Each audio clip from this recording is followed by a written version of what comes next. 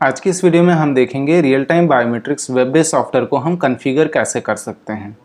तो सबसे पहले हम सॉफ्टवेयर को लॉगिन कर लेते हैं।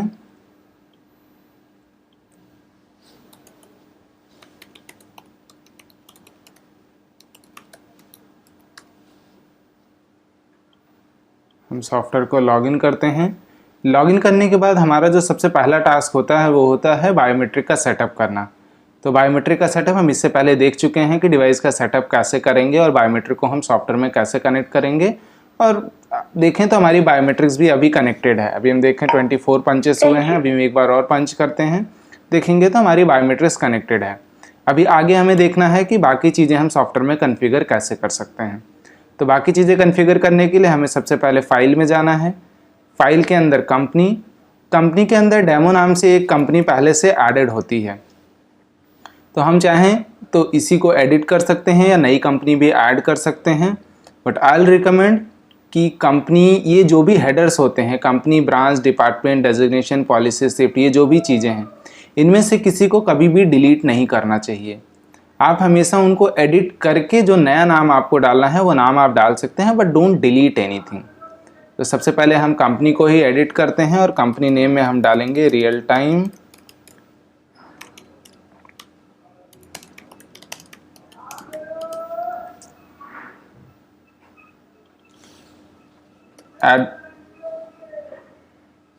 एड्रेस में हम न्यू दिल्ली एंटर करेंगे। बाकी जो फील्ड्स हैं वो मैंडेटरी नहीं है तो हम उनको इग्नोर कर सकते हैं। ये जो पेरोल के हेड्स हैं ये सारी चीज़ें हम देखेंगे जब हम सैलरी का सेटअप करने लगेंगे तब। तो अभी के लिए हम कंपनी को सेव करते हैं। जैसे कि आप देखते हैं, जैसे आपने कंपनी का नेम डाल के सेव किया, आपके कंपनी का नेम यहाँ ऊपर रिफ्लेक्ट करने लग जाता है।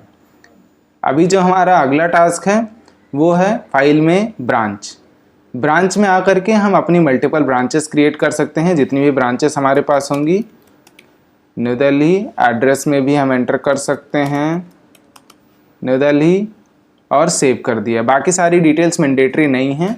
हम एक ब्रांच और ऐड कर लेते हैं,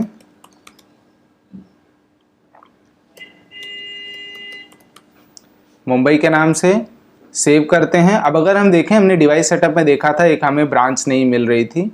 अब अगर हम इसमें जाते हैं तो यहाँ देखिए डेमो हमने एडिट कर लिया न्यू दिल्ली पे, तो यहाँ न्यू दिल्ली अपने आप अपडेट हो गया। अगर हमें इसे ब्रांच चेंज करना है तो हम उस ब्रांच को चेंज करके भी सेव कर सकते हैं। अभी आगे हम देखेंगे फाइल के अंदर हमारा है डिपार्टमेंट मास्टर। डिपार्टमेंट भी एक डेमो क्रिएटेड है, हम उसको एडिट कर लेते हैं। सॉफ्टवेयर, एक दो डिपार्टमेंट हम और ऐड कर लेते हैं। सेल्स एक और ऐड करेंगे हम अकाउंट्स के नाम से। अकाउंट्स नाम से हम एक और ऐड कर लेते हैं। अभी आगे हम फाइल में जाके डेजिग्नेशन में जाएंगे, यहाँ से हम डेजिग्नेशन ऐड करेंगे। एक और डेजिग्नेशन हम ऐड करते हैं। हमने 3 डिपार्टमेंट ऐड किया है तो उसी हिसाब से हम 3 डेजिग्नेशन भी ऐड कर लेते हैं। सेल्स एग्जीक्यूटिव हो गया। अगला हम एक ऐड करेंगे अकाउंटेंट, और सेव कर दिया। ये तो हो गया हमारा कंपनी, ब्रांच, डिपार्टमेंट, डेजिग्नेशन। अगला जो है हमारा वो है office time policy. Office time policy जो है ये है आपका ऑफिस का कंडीशंस, कि कितना किसको लेट अलाउ कर रहे हैं, कितना अर्ली अलाउ कर रहे हैं, कितना लेट पे आपका हाफ डे हो जाएगा, कितने लेट पे एब्सेंट हो जाएगा, वो सारी कंडीशंस हैं। इन पर हम डिटेल में डिस्कस करेंगे एक सेपरेट वीडियो में। फ़िलहाल के लिए हम इसको करते हैं कि जस्ट हमें इतना पता है कि एक हमें टाइम पॉलिसी भी क्रिएट करके रखनी है। इस टाइम पॉलिसी में हम सारी चीज़ें 0 कर दे रहे हैं, जिसमें किसी तरह की कोई कंडीशन नहीं है, और करके हम सेव कर देते हैं। अगर हमें और भी टाइम पॉलिसीज़ बनानी है तो हम यहीं से और भी टाइम पॉलिसीज़ क्रिएट कर सकते हैं, जितनी मर्जी उतनी। हर एक स्टाफ के लिए इंडिविजुअल हम टाइम पॉलिसी क्रिएट कर सकते हैं। इसके बाद हमें फाइल में जाके शिफ्ट डिटेल्स में जाना है और यहाँ से हम शिफ्ट ऐड कर सकते हैं। शिफ्ट मतलब जो भी हमारा ऑफिस का टाइमिंग होता है।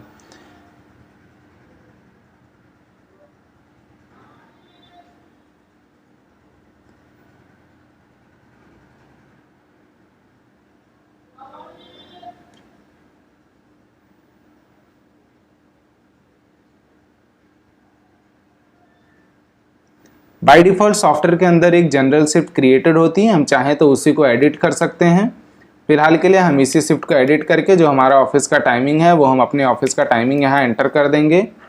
जो भी हमारा वीक ऑफ है हम यहाँ से अपना वीक ऑफ सेलेक्ट करेंगे। सेकंड वीक ऑफ अगर हमारे पास कुछ भी नहीं है तो हम नन सेलेक्ट कर सकते हैं, नहीं तो इन केस अगर सैटरडे है और सैटरडे को हमारा फुल डे होता है और सिर्फ सेकंड और फोर्थ सैटरडे को ही हमारा फुल डे ऑफ होता है, तो हम वो सेलेक्ट करके सेव कर सकते हैं या अपडेट विद एम्प्लॉय मास्टर कर सकते हैं। तो हम इसको सेव करते हैं। अभी हमने फाइल के अंदर company, branch, department, designation, office time policy, shift, ये सारी चीज़ें क्रिएट कर ली है। अब अगला जो टास्क है हमारा वो है एम्प्लॉय लिस्ट। तो हम एम्प्लॉय लिस्ट पे जाते हैं।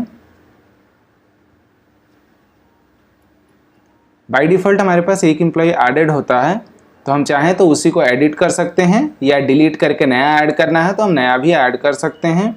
तो हम फिलहाल के लिए इसी को एडिट करेंगे। यहाँ से हमारा इनरोलमेंट नंबर हम डालेंगे, ये हमारा एम्प्लॉय कोड होता है। हम अपना एम्प्लॉय कोड यहाँ एंटर कर सकते हैं। देन जो हमारा बायोमेट्रिक आईडी है, मशीन में जब भी हम फिंगर कार्ड या पासवर्ड ऐड करते हैं तो जो हमें आईडी मिलती है वो आईडी हमें यहाँ एंटर करना है। 8 डिजिट की आईडी होगी ये। उसके बाद नीचे हम देखेंगे तो यहाँ से हम अपना कंपनी सेलेक्ट कर सकते हैं, जो भी हमारा डिपार्टमेंट होगा वो डिपार्टमेंट हम यहाँ सेलेक्ट कर सकते हैं। उसी के बाद हम डेजिग्नेशन से उस एम्प्लॉय का डेजिग्नेशन सेलेक्ट कर सकते हैं। उस पर्टिकुलर एम्प्लॉय के लिए टाइम पॉलिसी क्या देना है वो भी हम यहीं से सेलेक्ट करेंगे। उस स्पेसिफिक एम्प्लॉय की ब्रांच जो है हम ब्रांच सेलेक्ट करेंगे। उनका डेट ऑफ ज्वाइनिंग हम यहाँ से सेट कर सकते हैं।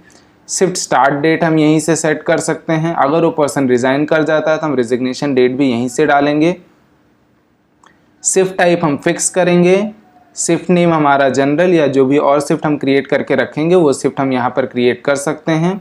और अगर कोई हाफ डे शिफ्ट या और भी कुछ यहाँ हमें सेलेक्ट करना होता तो हम यहीं से सेलेक्ट कर सकते हैं, या फिर शिफ्ट की कंडीशन को हम डायरेक्ट शिफ्ट से ही अपडेट कर सकते हैं। जैसे अभी हम शिफ्ट डिटेल्स में जाएं और शिफ्ट ये ओपन करके अगर हम अपडेट विद एम्प्लॉय मास्टर कर देते हैं, अपडेट विद एम्प्लॉय मास्टर हम जैसे करेंगे ये सारा डिटेल जो भी हमने संडे सैटरडे का दिया हुआ है ये सारा एम्प्लॉय की लिस्ट में भी अपने आप अपडेट हो जाता है।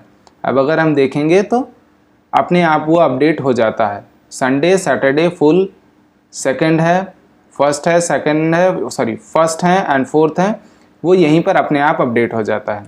इसके बाद हम इसको सेव करते हैं। और भी जितने भी एम्प्लॉयज़ हमें ऐड करने हैं हम यहीं से ऐड कर सकते हैं। ऐड करेंगे, एम्प्लॉय कोड हम डाल देंगे, उनका बायोमेट्रिक आईडी यहाँ पर एंटर करेंगे, 8 डिजिट का आईडी होगा। नीचे से हम उनका डिपार्टमेंट डेजिग्नेशन जो भी है वो हम सेलेक्ट कर सकते हैं। जो भी टाइम पॉलिसी है, time policy, branch, shift start date, वो सारी डिटेल्स हम यहाँ से सेलेक्ट करके सेव कर सकते हैं। ये तो हो गया हम एक एक करके एम्प्लॉय कैसे ऐड कर सकते हैं। लेकिन अब अगर आपके पास 500, 1000 एम्प्लॉय या 10, 20, 50, 100 एम्प्लॉय हैं तो वो एम्प्लॉयज़ को एक एक करके ऐड करना थोड़ा सा टिपिकल होता है।